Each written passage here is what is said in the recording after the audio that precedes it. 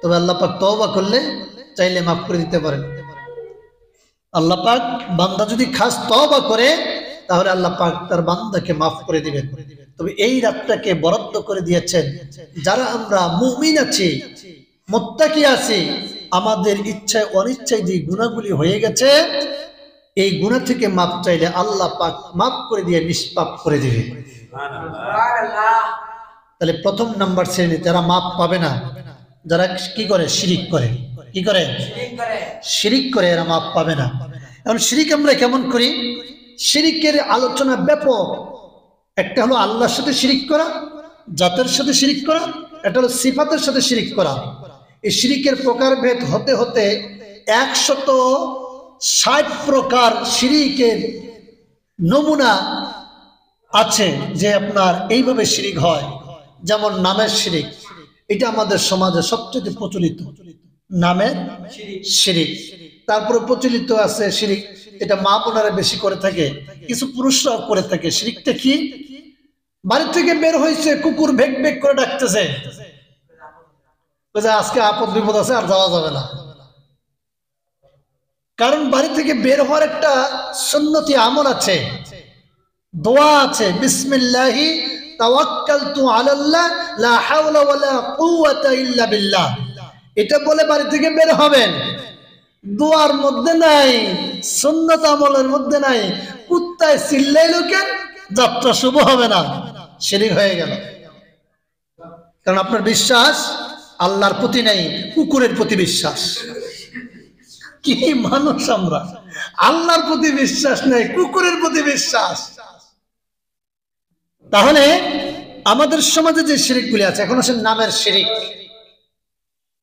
আল্লাহর নামের সাথে নাম মিলিয়ে রাখতে পারবেন রহমান, তবে এই রহমান নাম আপনি রাখতে গেলে নামের পূর্বে আপনাকে লাগাইতে হবে আব্দুর রহমান। খালিক, রিজিক দাতা একমাত্র আল্লাহ, খালিক, রাজ্জাক, রহিম, এটা সব আপনি রাখতে পারবেন, কিন্তু তার নামের পূর্বে বলতে হবে আব্দুল খালেক, মানে খালেকের বান্দা, খালেকের গোলাম। আব্দুর রহমান, রহমানের গোলাম, এইভাবে আপনাকে নাম রাখতে হবে। কিন্তু আপনি ওইভাবে না রেখে যদি বলেন এই খালেক ভাই শোনেন, তাহলে আপনি নামে শিরিক করে ফেললেন। যে ডাকবে তার আমল নামা শিরিকের গুনাহ, যে জবাব দেবে তার আমল নামা শিরিকের গুনাহ। সে তো খালেক নয়, সে তো আপনার রিজিক দাতা নয়, সে তো রাজ্জাক নয়। রাজ্জাক হলেন আমার আল্লাহ, খালেক হলেন আমার আল্লাহ, রহমান হলেন আমার আল্লাহ, কিন্তু আমরা ডাকি কি রহমান। তারপরে নামের শিরিকের মধ্যে একটা আছে, সবচেয়ে সচরাচর এটা বেশি দেখা যায়, আমরা নাম রাখি ফজলে রাব্বি, চমৎকার নাম। ঠিক আছে, আপনি ডাকার সময় ডাকবেন ফজলে রব্বি, কিন্তু আপনি যদি ডাকার সময় এ রব্বি শোন, এই রব্বি মানে কি? হে আমার প্রতিপালক। অর্থ কি? এখন ফজলে রাব্বিটা বাদ দেওয়ার কারণে আল্লাহর নামের সাথে আপনার শিরিক হয়ে গেল, কারণ সে তো আপনার প্রতিপালক নয়। প্রতিপালক কে? আল্লাহ। আল্লাহ আল্লাহ রাব্বুল আলামিন সেই জন্য বললেন, গোলামেরা শোনো শোনো, এই যে 5টি রাত আমি তোমাদের জন্য বরাদ্দ দিয়েছি, তার মধ্যে এই শাবান মাসের 14 তারিখ দিবাগত রাত, নিসফে শাবান, এই 14 তারিখ দিবাগত রাতে तमाम পৃথিবীর মানুষগুলিকে আমি ক্ষমা করে দেব। আল্লাহ আহ্বান করেন, কে আছো গোলামেরা, আসো, দাঁড়িয়ে যাও, রাতের অন্ধকারে নিরিবিলি পরিবেশে নামাজে দাঁড়িয়ে আমার কাছে ক্ষমা চাও। নফল নামাজে দাঁড়িয়ে যাও, তাহাজ্জুদের নামাজে দাঁড়িয়ে যাও, তাহাজ্জুদের নামাজে দাঁড়িয়ে গিয়ে আমি আল্লাহর কাছে ক্ষমা চাও, কান্নাকাটি করো, আমি আল্লাহ মাফ করে দিব। তবে বান্দা শোনো শোনো, 2 শ্রেণীর মানুষকে আমি আল্লাহ ক্ষমা করব না। প্রথম নাম্বার, যেই বান্দাটা, যে বান্দিটা আমি আল্লাহর সাথে শিরিক করেছে, তাদেরকে আমি ক্ষমা করব না। নাউজুবিল্লাহ বলেন। তাহলে এখন আপনার আমার আমল নামা যদি শিরিক থাকে, তাহলে তওবা করব কখন? কখন তওবা করব বলেন দেখি? আমল নামা শিরিক আছে, এই আলোচনা শোনার পরে বুঝতে পারলাম যে আমার আমল নামা কি আছে? শিরিক আছে। এখন তওবা করব কখন বলেন? কখন করব? না, রাতে তো অনেক দূর, রাত আসতে অনেক দূর। তওবা করবেন কখন? এক্ষুনি তওবা। সঙ্গে সঙ্গে আপনি বুঝতে পেরেছেন আমার জীবনে শিরকের গুনাহ আছে, আমি শিরিক করেছি, আমি মুসলমান দাবি করি, কালেমার সৈনিক দাবি করি, নবীর উম্মত দাবি করি, কিন্তু আমার আমলনামায় শিরিকের গুনাহ ভরপুর আছে।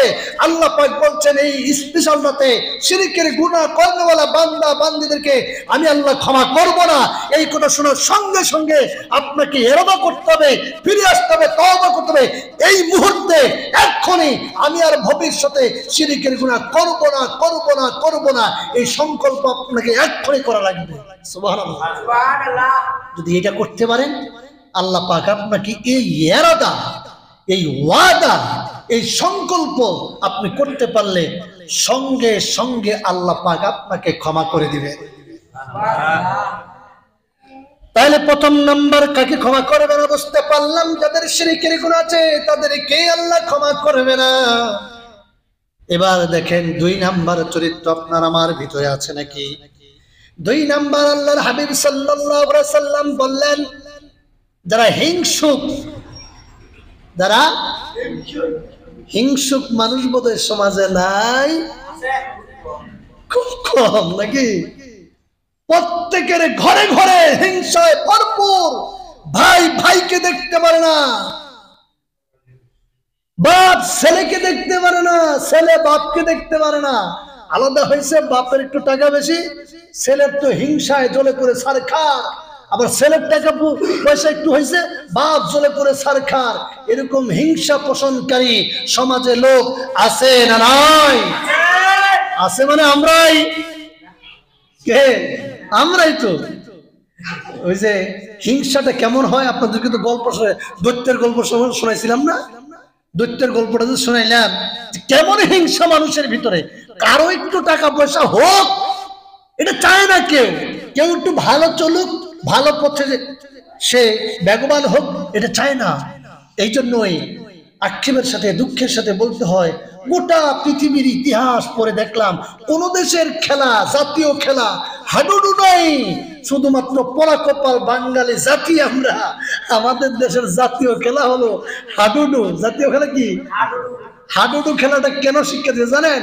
কারণ একজন যেন আরেকজনের পেটের মধ্যে হিংসায় বুটফুট হয়ে যায়। মানে দৌড়ে যখন আপনি দাগ যখন পার হবেন হাডুডু খেলায়, পায়ের মধ্যে ধরবে বেটা, যাইতে দেব না, পার হইতেই দেব না, মানে উঠতেই দেব না, দাগ পর্যন্ত তাই না হারি নিচে কেমনে নামাবে। তো জাতীয় খেলা হাডুডু দিছে, বাঙালি জাতির পেটের মধ্যে হিংসা, কেউ একটু উপরে যাক এটা চায় না, পা ধরে তাই না নিচে নামা। ঠিক কিনা? এইখান থেকেও হিংসা একটু আমাদের ভিতরে ঢুকছে কি ঢুকে নাই? সুকৌশলে হিংসা ঢুকাই দিছে। আসেন অন্য হাদিসে আল্লাহর হাবিব সাল্লাল্লাহু আলাইহি সাল্লাম কত চমৎকার ভাবে বললেন, ও আমার উম্মতেরা শোনো, এই যে স্পেশাল 5টি রাতের বর্ণনা আমি করলাম, এই নিসফে শাবানের মধ্যে আল্লাহর হাবিব আরো অন্য হাদিসে বললেন 7 শ্রেণীর মানুষকে আল্লাহ ক্ষমা করবে না। কয় শ্রেণীর? আজকে আলোচনা হয়তো একটু বেশি হইতে পারে, কয়েকটা বিষয় আলোচনা করব। গরিব দিকে কেউ তাকাবেন না, আমার দিকে তাকান। Look at me, attention please. সবাই মনোযোগ দিয়ে কথাগুলি শুনুন।